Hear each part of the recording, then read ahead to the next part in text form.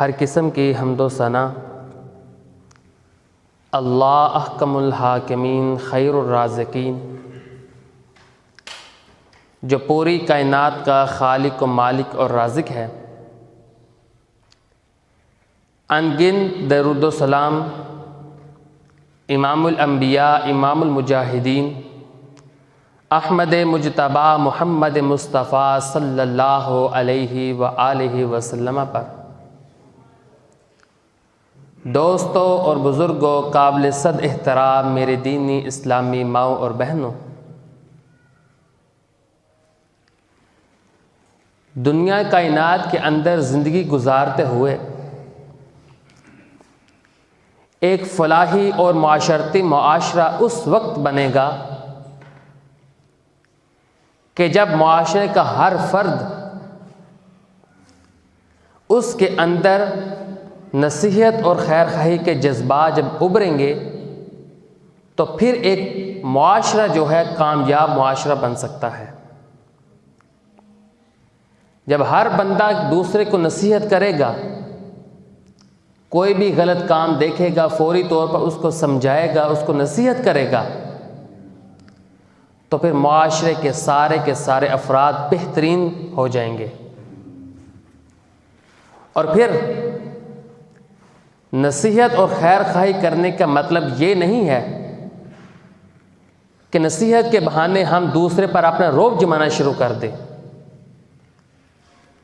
ایک دوسرے کو فوقیت دینی شروع کر دیں، اپنے آپ کو بلند اس سے سمجھنے لگیں، بلکہ نصیحت اور خیر خواہی کا مطلب پیار اور محبت کے ساتھ سمجھانا ہے، اس کی خیر خواہی کرنی ہے۔ اور نصیحت کا مطلب کیا ہے؟ حضرت تمیم داری رضی اللہ تعالی عنہ فرماتے ہیں، اللہ کے نبی صلی اللہ علیہ وسلم نے فرمایا کہ الدین النصیحہ، کہ دین خیر خواہی کا نام ہے۔ صحابہ کہنے لگے، اللہ کے رسول لمن ہی یا رسول اللہ صلی اللہ علیہ وسلم، اللہ کے نبی ہمیں یہ بتلائیے کہ نصیحت کن لوگوں کے لیے ہے، خیر خواہی کن لوگوں کے لیے ہے۔ آپ نے یہ الفاظ 3 مرتبہ فرمائے تھے کہ الدین النصیحہ الدین النصیحہ الدین النصیحہ۔ پھر صحابہ نے کہا تھا کہ اللہ کے رسول کن لوگوں کے لیے ہے؟ آپ نے پھر وہ چیزیں بتلائی کہ اللہ کے لیے، اس کے رسول کے لیے، مسلمان حکمرانوں کے لیے اور عام مسلمانوں کے لیے۔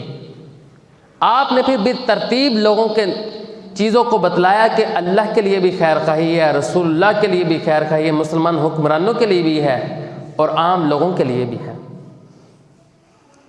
اور یہ نصیحت اس قدر اہم موضوع ہے، اس قدر اہم سبق ہے کہ خود اللہ رب العالمین بھی اپنے نبیوں کو نصیحت کرتے ہوئے نظر آتے ہیں۔ اللہ احکم الحاکمین قرآن مجید کے اندر فرماتے ہیں، وَإِذْ أَخَذَ اللَّهُ مِيثَاقَ النَّبِيِّينَ، کہ جب اللہ احکم الحاکمین نے نبیوں سے وعدہ لیا کہ جب میرا آخری نبی آ جائے تو نصیحت کرتے ہوئے اللہ فرماتے ہیں لَتُؤْمِنُنَّ بِهِ وَلَتَنْصُرُنَّ، میرا جب آخری پیغمبر آخری نبی صلی اللہ علیہ وسلم اس دنیا پر تشریف لے آئے تو تمہارا کام یہ ہے کہ تم نے اس کی اطاعت بھی کرنی ہے، اس پر ایمان بھی لے کر آنا ہے۔ وَلَتَنْصُرُنَّ، اور اے پیغمبرو تم نے ان کی مدد بھی کرنی ہے دین کے معاملے کے اندر۔ غور کیجئے کہ کس قدر اہم موضوع ہے کہ خود اللہ بھی اپنے نبیوں کو نصیحت کر رہے ہیں، اور پھر اللہ نے صرف یہاں پر بس نہیں، اپنے نبیوں کو بھی حکم دیا نصیحت کرنے کا، اپنے پیغمبروں کو بھی نصیحت کا حکم دیا۔ حضرت نوح علیہ السلام اپنی قوم کو نصیحت کرتے ہیں، قوم کو دن رات تبلیغ کی۔ جب لوگوں نے بات نہ مانی تو فرمانے لگے ابلغکم رسالات ربی وانصح لکم، اے میری قوم، میں نے تم تک اللہ کی بات کو پہنچا دیا ہے، جو اللہ نے میرے ذمے ڈیوٹی لگائی تھی میں نے وہ پہنچا دی ہے، وہ ساری کی ساری باتیں میں تم تک پہنچا چکا ہوں، وَأَنصَحُ لَكُمْ، اور میں تمہیں خیر خواہی کی نصیحت بھی کرتا ہوں، میں تمہارے لیے خیر خواہی کر رہا ہوں، تمہیں اللہ کے عذابوں سے ڈرا رہا ہوں۔ نبیوں کا یہی طریقہ تھا نا کہ اپنی قوم کو کیا کرنا، اللہ کے عذابوں سے ڈرانا، جنت کی خوشخبری دینا اور جہنم سے بچانا۔ جو غلط کام دیکھتے اس پر لوگوں کو بتلاتے کہ یہ کام ٹھیک نہیں ہے، یہ کام ایسے کرنا ہے، اور لوگوں کو نصیحت کرتے۔ اسی طرح حضرت صالح علیہ السلام بھی اپنی قوم کو نصیحت کرتے ہیں، فرماتے ہیں یا قومی ابلغتکم رسالات ربی ونصحت لکم ولکن لا تحبون الناصحین۔ قوم کو دن رات تبلیغ کی، جب نہ بات مانے، جب بات ماننے سے انکار کر دیا، کسی نے بات مانی اور کسی نے بات نہ مانی، تو بالآخر کہنے لگے ابلغتکم رسالات ربی، اے میری قوم میں نے تم تک اللہ کی وحی کی جو باتیں تھی وہ تم تک پہنچا دی ہیں، وَنَصَحْتُ لَكُمْ، اور میں نے تمہاری خیر خواہی بھی بہت کی ہے، میں نے تمہیں نصیحت بھی بہت کی ہے، لیکن تم ایسی ہٹ درن قوم ہو، ایسی جاہل قوم ہو کہ وَلَٰكِن لَا تُحِبُّونَ النَّاصِحِينَ، تم تو وہ ایسے لوگ ہو کہ جو نصیحت کرتے تم تو ان لوگوں کو پسند نہیں کرتے۔ حضرت نوح علیہ السلام نے جب صالح علیہ السلام نے بھی تبلیغ کی، نوح علیہ السلام نے بھی تبلیغ کی، اور صالح علیہ السلام نے تو یہ بھی کہہ دیا کہ تم تو ایسی جہل اور ہٹ درن قوم ہو کہ جو لوگ تم کو نصیحت کرتے ہیں تم ان کو ناپسند کرتے ہو۔ حالانکہ پیغمبر تو نصیحت اچھے ہی کام کی کرتے تھے، اچھی باتوں کی کرتے تھے، ایسی باتوں کی نصیحت کرتے تھے جو سیدھا جنت کی طرف لے کر جاتی ہیں، لیکن قوم نے اس بات کو بھی نہ مانا، اس بات کا بھی انکار کر دیا۔ اور آج ہمارا رویہ کیا ہے؟ ہم بھی اگر کسی کو اچھی بات کی تلقین کرے تو کہتے ہیں چل ٹھیک ہے تو جا، یہ میرا مسئلہ ہے تمہارا نہیں ہے۔ یعنی وہ قوم جو آخری امت ہے، اس امت کے اندر بھی وہی طریقے پائے گئے ہیں جو حضرت صالح علیہ السلام کی قوم کے اندر تھے۔ انہوں نے بھی کہا تھا کہ میں تمہاری نصیحت کو نہیں پسند کرتا، ہم تمہاری نصیحت کو پسند نہیں کرتے، نہ نصیحت کو پسند کرتے ہیں نہ نصیحت کرنے والوں کو پسند کرتے ہیں۔ اور آج ہمیں بھی یہی کہا جاتا ہے کہ ہم تمہاری بات کو نہیں مانتے، ٹھیک ہے کر لیں گے۔ اسی طرح حضرت شعیب علیہ السلام انہوں نے بھی اپنی قوم کو نصیحت کی، فرمایا یا قومی لقد ابلغتکم رسالات ربی ونصحت لکم فکیف آسیٰ علی قوم کافرین۔ فرمایا اے میری قوم لقد ابلغتکم رسالات ربی، میں نے تم لوگوں تک اللہ کی جو وحی تھی وہ تم تک پہنچا دی ہے، ونصحت لکم، اور میں نے تمہاری خیر خواہی بھی بہت کی ہے، لیکن تم لوگ میری بات کو ماننے کے لیے تیار ہی نہیں ہو، گناہوں پر گناہ کیے جا رہے ہو۔ میں تم کو گناہوں سے بچنے کی تلقین کر رہا ہوں اور نیکی کا حکم دے رہا ہوں، لیکن تم کسی بات کو ماننے کے لیے تیار نہیں ہو، تو جب اللہ کا عذاب آئے گا تو فَكَيْفَ آسَىٰ عَلَىٰ قَوْمٍ كَافِرِينَ عَلَىٰ قَوْمٍ كَافِرِينَ، میں پھر ایسی کافر قوم پر کیسے افسوس کروں؟ مجھے کیوں افسوس ہو؟ میں نے تمہاری ہر لحاظ سے خیر خواہی کی، تمہیں ہر لحاظ سے سمجھایا، لیکن تم بات ماننے کے لیے تیار ہی نہیں ہو۔ جب پیغمبروں کی بات قوموں نے نہ مانی اور وہ ویسے کہ ویسے مر گئے، پھر پیغمبر کیوں افسوس کریں؟ اپنا ایک وقت انہوں نے لگایا تھا قوم کو سمجھانے کے لیے، زندگی کا ایک حصہ گزارا تھا ان کے اندر، قوم کو دن رات تبلیغ کی تھی، لیکن اگر نہ کوئی مانے تو پھر پیغمبر اس پر کیوں افسوس کرے؟ فَكَيْفَ آسَىٰ عَلَىٰ قَوْمٍ كَافِرِينَ۔ حضرت شعیب علیہ السلام کہنے لگے پھر میں کیوں افسوس کروں ایسی قوم پر جو کافر ہے، جو بات ماننے کے لیے بالکل تیار نہیں ہے۔ میں ان کو گناہوں سے بچا رہا ہوں، ان کو بے حیائی کے کاموں سے بچا رہا ہوں، میں ان کو ہر وہ کام جو اللہ کی ناپسندیدگی کا ہے میں اس سے روک رہا ہوں، لیکن یہ ایسے لوگ ہیں جو میری بات ماننے کے لیے بالکل تیار ہی نہیں ہیں۔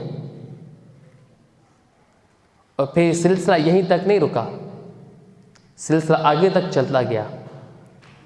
آخری پیغمبر صلی اللہ علیہ وسلم کو اللہ نے حکم دیا، پیارے پیغمبر جناب محمد صلی اللہ علیہ وسلم، فذکر فإن الذکر تنفع المؤمنین، اے پیارے پیغمبر جناب محمد رسول اللہ صلی اللہ علیہ وسلم، ان کو نصیحت کیجئے، ان کی خیر خواہی کیجئے۔ کیوں؟ اس لیے کہ جو خیر خواہی ہے وہ مومنوں کو فائدہ دیتی ہے، اور نصیحت پر عمل بھی وہی لوگ کرتے ہیں جو خیر خواہ ہوتے ہیں، جو مومن ہوتے ہیں۔ اللہ کے پیغمبر صلی اللہ علیہ وسلم نے پھر اس پر عمل کرنا شروع کر دیا، دن رات تبلیغ کرنی شروع کر دی۔ اور جب بھی کوئی مسلمان، کوئی بندہ مسلمان ہو کر آتا اور بیعت کرتا، تو جہاں پر اللہ کے پیغمبر صلی اللہ علیہ وسلم نماز، روزہ، زکوٰۃ اور حج کی بیعت کرتے، وہاں پر ساتھ اس بات کی بیعت کرتے وَالنُّصْحِ لِكُلِّ مُسْلِمٍ، کہ جہاں تم نے نماز پڑھنی ہے، روزے رکھنے ہیں، حج کرنی ہے، زکوٰۃ دینی ہے اور اچھا سلوک کرنا ہے، وہاں پر ساتھ ساتھ تم نے یہ بھی کام بھی کرنا ہے وَالنُّصْحِ لِكُلِّ مُسْلِمٍ، ہر مسلمان کے ساتھ خیر خواہی کرنی ہے، ہر آدمی کے ساتھ اچھا سلوک کرنا ہے۔ اور عزیز دوستو، جب ہر بندے کے ذہن میں یہ بات بیٹھ جائے کہ میں نے دوسرے کی خیر خواہی کرنی ہے، تو پھر معاشرہ ایک بہترین معاشرہ نہ بن جائے۔ ایک چور جب چوری کرنا جاتا ہے، اس کے ذہن میں اگر یہ سوال پیدا ہو جائے کہ میں جس کے گھر چوری کرنے جا رہا ہوں، کیا میں اس کے ساتھ یہ اچھا سلوک کر رہا ہوں؟ کیا میں اس کے ساتھ خیر خواہی کر رہا ہوں؟ اگر یہی کام میرے گھر میں ہو تو کیا یہ میں پسند کرتا ہوں؟ اگر میں اپنے لیے پسند نہیں کرتا تو پھر میں دوسروں گھر چوری کیوں کرنے جا رہا ہوں؟ اور جھوٹ بولنے والا اگر دوسرے کو روک دے کہ بھائی جھوٹ نہ بولو، اس کے بہت سارے نقصان ہیں، اس کی خیر خواہی کرے۔ ڈاکو ڈالنے والا، ڈاکو جو ہے وہ اگر اپنے ذہن میں یہ سوال پیدا کرے، یہ اپنے ذہن میں سوچے کہ میں جو ڈاکہ ڈالنے جا رہا ہوں، کیا یہ میرا کام ٹھیک ہے؟ کیا دوسروں کے ساتھ میں یہ ٹھیک کر رہا ہوں؟ شراب پینے والا اگر یہ سوچ لے کہ شراب پی کر جو میرے منہ سے بے حیائی نکلتی ہے، جو میں بکواسات کرتا ہوں، اگر اس پر میں غور کر لوں تو کیا میرے اندر یہ سوال پیدا نہیں ہوگا؟ جب ہر بندے کے ذہن کے اندر یہ سوال آ جائے، ہر بندہ یہ سوچنے پر مجبور ہو جائے، تو پھر ایک ایسا معاشرہ بنے گا کہ جس معاشرے کے اندر اللہ نے قرآن کے اندر اس کا نقشہ اس انداز سے کھینچا، فرمایا بلدۃ طیبۃ ورب غفور، معاشرے کے اندر سے برائیاں ختم ہو جائیں، بے حیائی ختم ہو جائے، جھوٹ ختم ہو جائے، فساد ختم ہو جائے، ڈاکہ ڈالنے والا ڈاکہ چھوڑ دے، چوری کرنے والا چوری چھوڑ دے، قتل کرنے والا یہ کام چھوڑ دے، تو پھر ایک ایسا معاشرہ بنے گا کہ جس معاشرے کے اندر کسی کو بھی خوف نہیں ہوگا۔ دن کو لوگ بے خوف ہو کر باہر نکلیں گے، انہیں پتہ ہوگا کہ ہمارے معاشرے کے اندر لوگ خیر خواہ موجود ہیں، ہمارا معاشرہ ایک خیر خواہ انسان بن چکا ہے، تو پھر لوگ بے دڑک بے خوف ہو کر رات کو بھی نکلیں گے، دن کو بھی نکلیں گے، اور رات کو بے خوف ہو کر سو بھی جائیں گے کہ اب ہمارے معاشرے کے اندر کوئی چور ہی نہیں رہا۔ بلدۃ طیبۃ ورب غفور، ایک ایسا معاشرہ بن جائے گا جو بالکل پاکیزہ ہوگا۔ اللہ کے پیغمبر صلی اللہ علیہ وسلم ایک دفعہ نصیحت کر رہے ہیں، نصیحت کرتے کرتے پیارے پیغمبر جناب محمد رسول اللہ صلی اللہ علیہ وسلم نے فرمایا من یاخذ عنی ہؤلاء الکلمات، کون ہے جو مجھ سے یہ کلمات سیکھے گا؟ صرف سیکھے گا نہیں بلکہ میں ان لوگوں کو سکھاؤں گا جو خود سیکھ کر آگے لوگوں کو بھی سکھلائیں، اور ان لوگوں کو سکھائیں جو خود اس پر عمل کریں گے۔ کیا مطلب؟ یعنی میں اس کو سکھاؤں گا جو اس پر عمل کرنے کا شوق رکھتا ہو، اور پھر آگے وہ شخص اس کو سکھائے گا جو خود اس پر عمل کرنے کا شوق رکھتا ہو۔ حضرت ابو ہریرہ رضی اللہ تعالیٰ عنہ کہتے ہیں اللہ کے رسول میں وہ کلمات سیکھنا چاہتا ہوں۔ تو پیارے پیغمبر صلی اللہ علیہ وسلم حضرت ابو ہریرہ رضی اللہ تعالیٰ عنہ کہتے ہیں اللہ کے رسول نے میرا ہاتھ پکڑا، فعد خمسا، 5 چیزوں کا شمار کیا۔ اللہ کے رسول صلی اللہ علیہ وسلم نے 5 چیزیں بتلائی۔ ان میں سے پہلی چیز کون سی تھی؟ فرمایا اتق المحارم، حرام چیزوں سے بچ جاؤ، حرام کاموں کو چھوڑ دو۔ پہلی نصیحت یہ تھی کہ جو حرام چیزیں ہیں اس کو چھوڑ دیجئے۔ حضرات، بنی اسرائیل کی تباہی کا سب سے بڑا سبب ہی یہ تھا کہ جو اللہ نے چیزوں کو حرام کیا تھا وہ اس کو حلال کر رہے تھے، اور جو حلال کی ہوئی تھی ان کو حرام کر رہے تھے۔ آج ہمارے معاشرے کے اندر بھی یہی صورتحال ہے۔ جو چیزیں حرام ہیں ان کا نام بدل کر ایسے طریقے سے اس کا نام بدلتے ہیں کہ وہ لوگ کہتے ہیں یہ تو حلال ہو گئی ہے۔ اللہ اکبر! کیا یہی ہمارا معاشرہ ہے؟ یہ تو یہود و نصارہ کا طریقہ تھا کہ جو حلال کو حرام اور حرام کو حلال کر جاتے تھے، اور آج امت محمدیہ کے اندر بھی یہی چیز پیدا ہو چکی ہے۔ سوچنے کا مقام ہے، لمحہ فکریہ ہے کہ ہم کس جگہ پر کھڑے ہیں اور کیا کر رہے ہیں۔ یہ تو وہ حدیں تھی جو اللہ نے مقرر کی ہیں کہ یہ حد ہے، اس حد سے آگے نہیں جانا، اور جو ایک حد سے آگے بڑھ جاتا ہے احکم الحاکمین نے اس کی سزا ایسے انداز میں فرمایا من یعص اللہ ورسولہ ویتعدی حدودہ یدخلہ نارا خالدا فیہا وَلَهُ عَذَابٌ مُّہِینٌ۔ اللہ فرماتے ہیں کہ جو اللہ اس کے رسول کی نافرمانی کرتا ہے، وَيَتَعَدَّى حُدُودَهُ، اور اس کی حدوں کو پھلانگتا ہے، جو اللہ نے حدیں مقرر کی ہیں اس حد سے وہ تجاوز کر جاتا ہے، حلال کو حرام کر دیتا ہے، حرام کو حلال کر دیتا ہے، تو اللہ نے اس کی سزا کیا بیان کی؟ فرمایا یدخلہ نارا خالدا فیہا، اللہ اس کو جہنم کے اندر ہمیشہ ہمیشہ کے لیے رکھیں گے، وَلَهُ عَذَابٌ مُّہِینٌ، اور اس بندے کے لیے اللہ نے ایسا عذاب تیار کیا ہے کہ جو رسوا کن ہے۔ آج ہم دنیا کے اندر تھوڑا سا ہاتھ جل جائے تو اس کو برداشت نہیں کر سکتے، تو قیامت والے دن جب انسان جہنم کے اندر جائے گا اس وقت اس کی کیا صورتحال ہوگی؟ اس لیے آج ہی سے ذہن بنا لیں کہ ہر وہ کام جو اللہ نے حرام کیا ہے ہمیں اس سے بچ جانا چاہیے۔ آج ہی ہم تہیہ کر لیں کہ ہم نے ان کاموں کو چھوڑ دینا ہے، اور حرام کام سے بچنا یہ لازم اور واجب ہے۔ اللہ کا الحاکمین کے پیغمبر جناب محمد رسول اللہ صلی اللہ علیہ وسلم فرماتے ہیں، فرمایا جس چیز سے میں تمہیں منع کر دوں وَمَا نَهَيْتُكُمْ عَنْهُ فَاجْتَنِبُوهُ، میں جس چیز سے تم کو منع کر دوں اس چیز سے رک جایا کرو، وَمَا أَمَرْتُكُمْ بِهِ فَافْعَلُوا مَا اسْتَطَعْتُمْ، اور جس چیز کا میں تمہیں حکم دے دوں اس چیز کو اپنی طاقت کے مطابق عمل کرنا ہے۔ جتنی تمہارے اندر استطاعت ہے تم نے اپنی استطاعت کے مطابق کام کرنا ہے، اپنی طاقت اور استطاعت سے بڑھ کر کام نہیں کرنا، کیونکہ لا یکلف اللہ نفسا الا وسعہا، اللہ نے کسی جان کو اتنا ہی مکلف ٹھہرایا ہے جتنی اس کے اندر ہمت اور طاقت ہے۔ حرام کام کون سے ہیں؟ چند ایک کا میں آپ کے سامنے تذکرہ کروں گا۔ پہلا حرام کام یہ ہے ریاکاری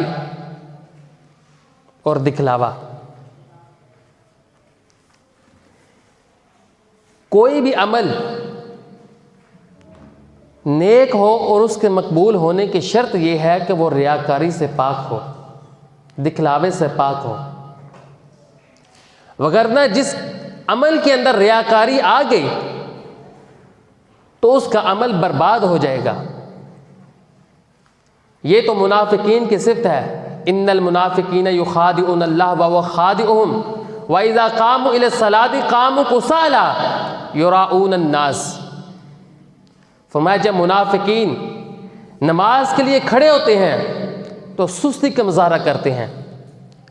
وہ تو نماز پڑھنے کے لیے صرف اس لیے کھڑے ہوتے ہیں کہ یراؤن الناس، تاکہ لوگ اس کو دیکھیں، لوگ دیکھ کر کہیں کہ ماشاءاللہ بہت نمازی پرہیزی آدمی ہے، بہت نیک آدمی ہے، بہت نمازی آدمی ہے۔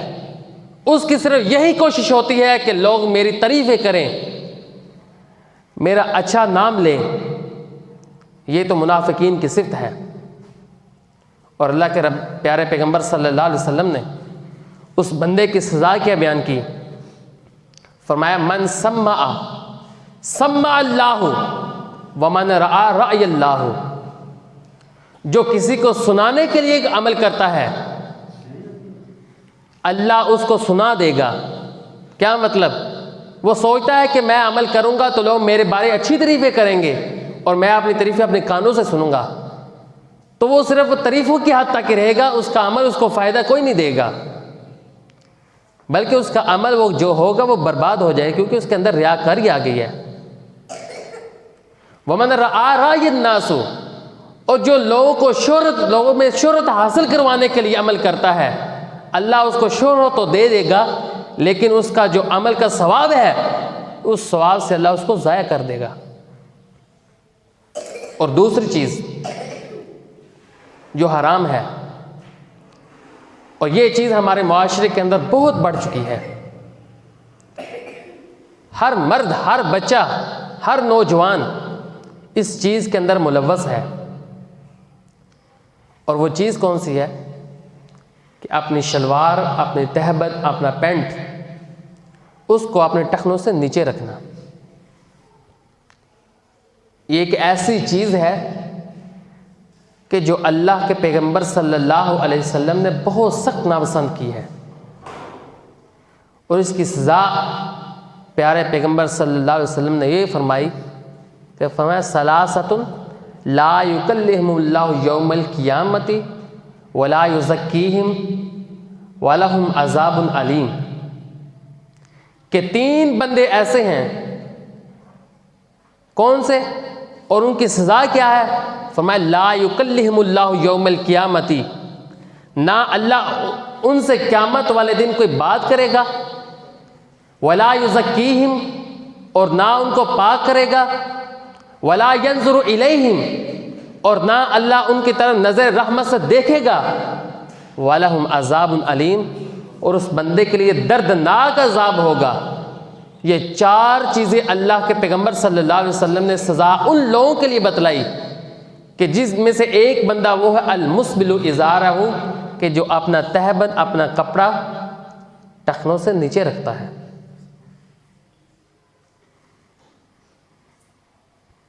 آج ہی ہمارے معاشرے کے اندر بہت بڑھ چکا ہے، فیشن سمجھا جاتا ہے، لیکن سزا پر غور کر لیجئے کہ جب قیامت والے دن ہر بندے کو اللہ کی رحمت کی ضرورت ہوگی اور ہر بندہ جہنم سے بچنے کی کوشش کر رہا ہوگا، تو یہ بندہ تو خود اپنے آپ کو جہنم کی طرف دھکیل رہا ہے۔ یہ تو بندہ خود اپنے آپ کو اللہ کی رحمت سے محروم کر رہا ہے۔ اللہ اکبر۔ اسی طرح اللہ کے پیغمبر صلی اللہ علیہ وسلم نے فرمایا من جر ثوب خیلاء، کہ جس نے اپنا تہبند، اپنا کپڑا تکبر کے ساتھ، اور ایک حدیث کے اندر روایت ہے کہ اللہ کے پیغمبر صلی اللہ علیہ وسلم، انسان یہ سوچتے میں نے کون سا تکبر کی وجہ سے نیچے لٹکایا ہے، میں نے فیشن کی وجہ سے نیچے رکھا ہوا ہے کپڑا، میرے اندر کون سا تکبر ہے؟ ایک حدیث کے اندر اللہ کے نبی صلی اللہ علیہ وسلم نے فرمایا کپڑے کو نیچے رکھنا ہی تکبر ہے۔ بندہ دل میں سوچے یا نہ سوچے کہ میں تکبر کی وجہ سے تو نہیں لٹکا رہا، وہ چاہے دل میں سوچے یا نہ سوچے، لیکن اس کا کپڑا نیچے رہنا ہی تکبر ہے۔ اور تیسری چیز، 3 دن سے زائد تعلقات کو ختم کرنا، ناراض رہنا۔ ناراضگی یہ معاشرے کو کمزور کر دیتی ہے۔ جب انسان ایک دوسرے سے ناراض ہو تو کسی وقت اگر کسی کو ضرورت پڑ جائے تو پھر وہ اکیلا بندہ کوئی کام کا نہیں ہے۔ اللہ کے نبی صلی اللہ علیہ وسلم نے 3 دن سے زائد ناراضگی کو ناپسند کیا ہے۔ سنن ابی داؤد کے اندر روایت موجود ہے، اللہ کے پیغمبر صلی اللہ علیہ وسلم نے فرمایا من ہاجر اخاہ سنتاً لا یحل لمسلم ان یہجر اخاہ فوق 3 لیال، کہ کسی مسلمان بندے کے لیے جائز نہیں ہے کہ وہ اپنے مسلمان بھائی سے 3 دن سے زائد ناراض رہے۔ اور اگر کوئی شخص 3 دن سے زائد ناراض رہتا ہے اور اسی حالت کے اندر مر جاتا ہے، یعنی اپنے بھائی سے، اپنے دوست سے، اپنے رشتہ داروں سے ناراض رہتا ہے اور اسی حالت کے اندر مر جاتا ہے، فرمایا فمات داخل النار، وہ بندہ سیدھا جہنم کے اندر جائے گا۔ ناراضی کی حالت میں بندہ اسی حالت میں فوت ہو جائے تو وہ بندہ جہنم کے اندر جائے گا۔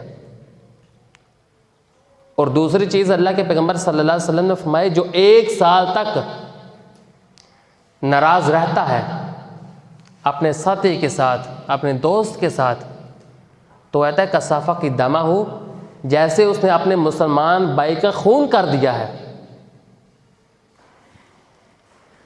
قتل کرنے کے برابر ہے جو بندہ اپنے بھائی سے 1 سال تک ناراض رہتا ہے۔ تو آج ہم خود ذرا غور کریں کہ ہم کس سٹیج پر کھڑے ہیں۔ چھوٹی چھوٹی بات پر ہم کئی سال ناراض رہتے ہیں، پتہ نہیں ہوتا کہ وہ بندہ کس حال کے اندر ہے۔ دوست دور، ہم آپس میں دوست سکے بھائی کئی سال تک نہیں بولتے اور ایک کو دوسرے کے حالات کا پتہ ہی نہیں ہوتا کہ وہ کس حال کے اندر گزر رہا ہے۔ تو یہ وہ پہلی چیز تھی جو اللہ کے پیغمبر صلی اللہ علیہ وسلم نے نصیحت کی تھی کہ فرمایا اتق المحارم، اللہ نے جو چیزیں حرام کی ہیں ان حرام چیزوں سے بچ جاؤ، ان حرام کاموں کو چھوڑ دو۔ جب تم ان حرام کاموں کو چھوڑ دو گے تو فائدہ کیا ہوگا؟ فرمایا تکن اعبد الناس، تو لوگوں میں سب سے زیادہ عبادت گزار ہو جائے گا۔ کیسے؟ جب بندہ شراب پینا چھوڑ دے، جھوٹ بولنا چھوڑ دے، چوری کرنا چھوڑ دے، حرام کھانا چھوڑ دے، حرام پینا چھوڑ دے، حرام پہننا چھوڑ دے، حرام کمانا چھوڑ دے، ڈاکہ ڈالنا چھوڑ دے، زنا کرنا چھوڑ دے، تو پھر جب ساری کی ساری برائیاں اس کے اندر سے ختم ہو جائے گی تو پیچھے کیا بچے گا؟ اچھائیاں ہی اچھائیاں۔ اور وہ بندہ کیسا خوش قسمت ہے کہ جس کے اندر سے ساری برائیاں ختم ہوگی اور اچھائیاں آ گئی، دن رات اللہ کی عبادت کرتا ہے، نہ چوری کرتا ہے، نہ جھوٹ بولتا ہے، نہ بغاوت کرتا ہے، نہ اللہ کی حدوں کو پار کرتا ہے، تو ایسا بندہ پھر سب سے عبادت گزار نہ ہو گیا۔ جو دوسرے آدمی ہیں ان سے زیادہ عبادت گزار نہ ہو گیا، دن رات اللہ کی عبادت کر رہا ہے، نماز پڑھ رہا ہے، روزے رکھ رہا ہے، زکوٰۃ دے رہا ہے، حج اور عمرے کر رہا ہے، تو پھر وہ سب سے زیادہ عبادت گزار ہو گیا۔ اور دوسری چیز، دوسری نصیحت جو اللہ کے پیغمبر صلی اللہ علیہ وسلم نے اپنے ساتھی، اپنے صحابی حضرت ابو ہریرہ رضی اللہ تعالی عنہ کو کی تھی. فرمایا ورضا بما قسم اللہ لک، کہ جو اللہ نے تیرے مقدر میں لکھ دیا ہے اس پر راضی ہو جا. رزق کا ذمہ اللہ تعالیٰ نے اپنے ذمہ لیا ہوا ہے. انسان کا کام صرف محنت کرنا ہے، باقی رزق کا ذمہ اللہ نے خود لیا ہوا ہے. صرف انسان ہی نہیں بلکہ زمین کے اوپر جتنے بھی کیڑے مکوڑے، چرند پرند اور جانور ہیں، سب کے رزق کا ذمہ اللہ رب العالمین نے خود لیا ہوا ہے.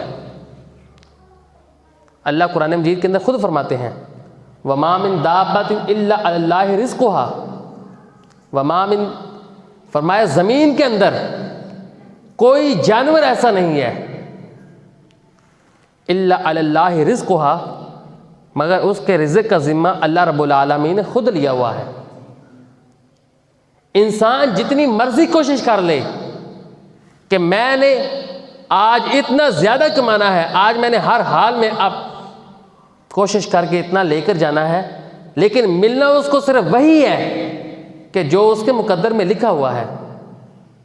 جب انسان کے ذہن میں یہ سوال پیدا ہو جائے کہ جو میرے مقدر میں لکھا ہے وہ مجھے مل کر ہی رہنا ہے، مقدر سے زیادہ مجھے کچھ نہیں ملنا، تو پھر چوری کرنے والا چوری چھوڑ دے، ڈاکہ ڈالنے والا ڈاکہ چھوڑ دے. اپنی حلال کمائی سے انسان کمانا شروع کر دے تو اللہ اس کے اندر ہی بہت زیادہ برکت ڈال دیتے ہیں. اور آج رزق کی وجہ سے لوگ کہتے ہیں کہ میں اپنی اولاد کو قتل کر رہا ہوں. کیوں؟ اس لیے کہ پوری نہیں پڑ رہی. جو اللہ نے مقدر کے اندر لکھا ہے وہ مل کر ہی رہنا ہے. اللہ قرآن مجید کے اندر خود فرماتے ہیں کہ یہ لوگ جو ہیں وَلَا تَقْتُلُوا أَوْلَادَكُمْ، اپنی اولادوں کو قتل نہ کرو. کس ڈر سے؟ رزق کے ڈر سے. اللہ فرماتے ہیں ہم تم کو بھی رزق دیتے ہیں اور ان کو بھی رزق دیتے ہیں. رزق کا ذمہ اللہ نے خود لیا ہوا ہے. انسان رزق کی فکر چھوڑ دے، بلکہ اس کو چاہیے کہ وہ آخرت کی فکر کرے. جب انسان آخرت کی فکر کرے گا تو اللہ کے پیغمبر صلی اللہ علیہ وسلم نے فرمایا من کانت الآخرۃ ہمہ، کہ جو شخص آخرت کی فکر کرنا شروع کر دیتا ہے، دنیا کی فکر کو چھوڑ دیتا ہے، تو اللہ اس کے دل کو مالا مال کر دیتے ہیں. وَأَتَتْهُ الدُّنْيَا وَهِيَ رَاغِمَةٌ، اور جو دنیا ہے اس کے پاس ذلیل ہو کر آتی ہے. کس بندے کے پاس؟ وہ بندہ کہ جو دنیا کی فکر کو چھوڑ کر آخرت کی فکر کرنا شروع کر دیتا ہے، تو دنیا اس کے پاس ذلیل ہو کر آتی ہے. اور اللہ کے پیغمبر صلی اللہ علیہ وسلم نے فرمایا جو اس کے بکھرے ہوئے کام ہیں، جس کو وہ سمیٹ نہیں رہا، اللہ وہ بھی سمیٹ دیتا ہے. اللہ وہ بکھرے ہوئے کاموں کو بھی سنوار دیتا ہے. اور جو شخص دنیا کی فکر میں لگا رہتا ہے، آخرت کی فکر ہی کوئی نہیں ہے، ہر وقت مال مال مال، پیسہ پیسہ پیسہ، نہ نماز کی فکر، نہ روزے کی فکر، نہ جمعے کی فکر، صرف دنیا کی فکر. اللہ کے پیغمبر صلی اللہ علیہ وسلم نے فرمایا من کانت الدنیا ہمہ، کہ جس کو صرف دنیا کی فکر لگ جائے، صرف دنیا ہی مانگ رہا ہے، تو دنیا اس کو اتنی ہی ملے گی جس نے اس کے مقدر میں لکھی ہوئی ہے. اور پھر اللہ اس کے بکھرے ہوئے جو کام ہے نا وہ بھی سنوارتا نہیں ہے. اور پھر اس کی فقیری اللہ اس کے سامنے لا کر رکھ دیتا ہے. مال ہونے کے باوجود وہ فقیر کا فقیر ہی رہتا ہے، اس کی ضروریات ہی نہیں پوری ہوتی. حضرت داؤد طائی رحمۃ اللہ علیہ وہ کہتے ہیں کہ اعمال میں سے سب سے افضل ترین عمل وہ یہ ہے کہ انسان اللہ کی رضا پر راضی رہ جائے. جتنا اللہ نے مقدر میں لکھا ہے اس پر راضی رہے تو یہ سب سے اعمال میں افضل ترین عمل ہے. حضرت ابو موسیٰ رضی اللہ تعالی عنہ اور ابو مالک اور اشر قبیلے کے کچھ لوگ ہجرت کر کے جب مدینہ تشریف لائے تو ان کے ساتھ جو کچھ سامان تھا وہ ختم ہو گیا۔ تو ایک ساتھی کو کہنے لگے کہ جاؤ اللہ کے رسول کے پاس اور ان سے جا کر کہو کہ ہمیں ہماری کچھ مدد کر دیجئے، ہمیں کچھ سامان دے دیجئے، سامان سفر جو تھا وہ ہمارے پاس سے ختم ہو چکا ہے۔ یہ بندہ جب اللہ کے رسول کے دروازے کے پاس پہنچا تو اللہ کے رسول صلی اللہ علیہ وسلم اندر سے قرآن پاک کی تلاوت کر رہے تھے، وَمَا مِن دَابَّةٍ فِي الْأَرْضِ إِلَّا عَلَى اللَّهِ رِزْقُهَا، اس آیت کی تلاوت کر رہے تھے۔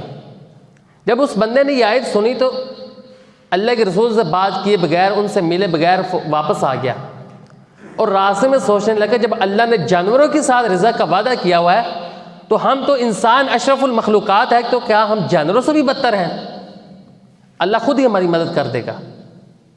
یہ شخص واپس آ گیا اپنے ساتھیوں کے پاس اور آ کر کہنے لگا کہ میں اللہ کے رسول کے پاس سے ہو کر آیا ہوں تو ہماری مدد آ رہی ہے، اللہ ہماری مدد کرے گا۔ لوگوں نے سمجھا کہ شاید یہ رسول کے پاس گیا ہے تو اللہ کے رسول نے دعا کی ہوگی اور کسی ساتھی کو بھیج دیا ہوگا کھانے کے لیے۔ ابھی کچھ دیر ہی ٹھہرے تھے کہ ایک شخص جو ہے وہ روٹی اور گوشت وہ برتن لے کر ان لوگوں کے پاس آیا اور ان کے سامنے رکھ دیا۔ ان لوگوں نے سیر ہو کر کھایا، جب پیٹ بھر کر کھانا کھا لیا تو یہ لوگ جو تھے ان کے پاس جب سامان بچ گیا تو کہنے لگے کہ چلو ہم جا کر اللہ کے رسول صلی اللہ علیہ وسلم کو یہ سامان دے دیتے ہیں جو بچا ہوا ہے۔ جب یہ لوگ نبی کریم صلی اللہ علیہ وسلم کے پاس پہنچے اور کہنے لگے اللہ کے رسول جو آپ نے سامان ہماری طرف بھیجا تھا وہ اضافی ہے، بچ گیا ہے، یہ آپ رکھ لیں۔ اللہ کے رسول نے پوچھا کہ کب میں نے سامان بھیجا اور کون میرے پاس لینے آیا تھا؟ تو اس بندے نے سارا واقعہ سنایا تو اللہ کے رسول صلی اللہ علیہ وسلم مسکرانے لگ پڑے، فرمایا ہاں یہ اللہ نے ہی رزق بھیجا ہے، تمہارا توکل تھا اللہ پر تو اللہ نے تم پر رزق بھیج دیا ہے، تمہارے پاس رزق کو بھیج دیا ہے۔ تو یہ وہ چیز ہے کہ انسان جب اللہ پر توکل کر لیتا ہے، آخرت کی فکر میں لگ جاتا ہے تو پھر دنیا اس کے پاس ذلیل ہو کر آتی ہے۔ اللہ سے دعا ہے کہ اللہ عمل کرنے کی توفیق عطا فرمائے۔ وآخر دعوانا ان الحمد للہ رب العالمین۔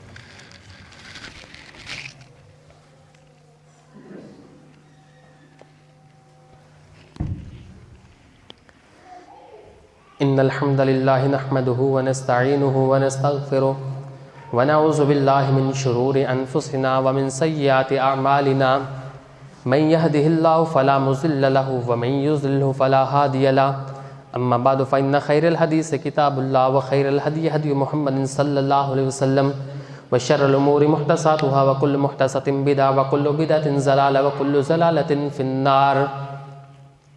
پیارے پیغمبر صلی اللہ علیہ وسلم کو 5 نصیحتیں کی تھی۔ پہلی نصیحت یہ کی تھی کہ اتق المحارم، تو حرام کاموں سے بچ جا، تکن اعبد الناس، تو لوگوں میں سب سے زیادہ عبادت گزار ہو جائے گا۔ اور دوسری نصیحت یہ کی تھی ورض بما قسم اللہ لک تکن اغن الناس، کہ جتنا اللہ نے تیرے مقدر میں لکھا ہے اس پر راضی ہو جا تو سب سے زیادہ غنی ہو جائے گا۔